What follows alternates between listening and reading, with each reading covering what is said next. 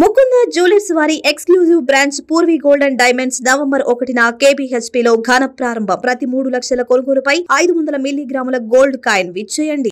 భారీ ఉపగ్రహ ప్రయోగానికి ఇస్రో సిద్ధమైంది. 4410 కిలోల అత్యంత బరువైన CMS-3 ఉపగ్రహాన్ని ఇవాళ సాయంత్రం కక్షలోకి చేర్చనుంది.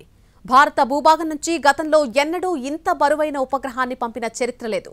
దీంతో బాహుబలిగా పిలిచే అత్యంత శక్తివంతమైన రాకెట్ LVM-3M5ను ఇస్రో సిద్ధం చేసింది. ఉపగ్రహాన్ని బాహుబలి ద్వారా కక్షలోకి చేర్చేటువంటి మిషన్ ఇవాళ 5 గంటల 26 నిమిషాలకు మొదలవుతుంది. రాకెట్ భూమి నుంచి నింగిలోకి ఎగిరిన 16 నిమిషాలకు జియో ట్రాన్స్ఫర్ ఆర్బిట్లోకి ఉపగ్రహాన్ని ప్రవేశపెడుతుంది. 3 దశల్లో ఇది సాగుతుంది. సైనిక సమాచార అవసరాల కోసం పూర్తి స్వదేశీ పరిజ్ఞానంతో ఈ ఉపగ్రహాన్ని రూపొందించారు. ఈ ప్రక్రియకు సంబంధించిన కౌంట్డౌన్ తిరుపతి జిల్లా శ్రీహరికోటలోని షార్ 2వ ప్రయోగ వేదిక వద్ద నిన్న సాయంత్రం 5 గంటల 26 నిమిషాలకు మొదలైంది. 24 గంటల పాటు ఇది కొనసాగుతుంది. రాకెట్కు ఇంధనాన్ని నింపే ప్రక్రియను ఇప్పటికే పూర్తి చేసిన శాస్త్రవేత్తలు అన్ని భాగాల పనితీరును క్షుణ్ణంగా పరిశీలిస్తున్నారు. ISRO chairman V Narayanan, SHAR director ES Padmakumar countdown ప్రక్రియను పరిశీలించారు. ఈ ఉపగ్రహానికి చెందినటువంటి విశేషాలు చూస్తే బాహుబలి ఎత్తు 43.5 మీటర్లు.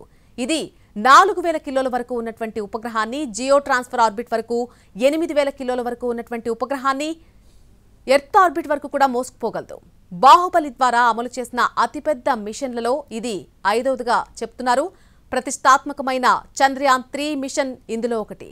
నిజానికి బాగా బరువైన ఉపగ్రహాన్ని ఇస్రో గతంలోనూ కక్షలోకి చేర్చడం జరిగింది. అయితే వాటిని భారత భూభాగం నుంచి కాకుండా విదేశాల నుంచి చేపట్టింది.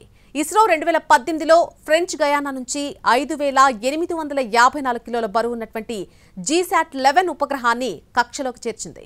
భారత డిజిటల్ బ్రాడ్కాస్ట్ వ్యవస్థల సామర్థ్యాన్ని మెరుగుపరచడానికి ఉద్దేశించిన ఈ శాటిలైట్ను భూమి మీద, సముద్రంలోనూ సేవలు అందించేలా సిద్ధం చేశారు.